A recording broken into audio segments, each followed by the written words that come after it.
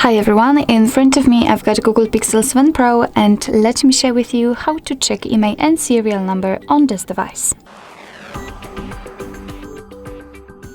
So basically we've got two different ways to check those numbers. The first one is the quickest one and it requires a secret code, and the second is using the settings. And of course I'll show you both. So let's begin with the secret code. We have to open the dialer because it is the place where we can enter it, and the code is *##06#. And as you can see, by this code we are provided with both IMEI numbers and also a serial number attached to this device.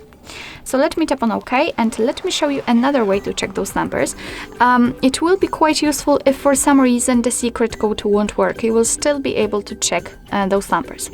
So let's enter the settings. Here we have to scroll down to the very bottom to find About Phone.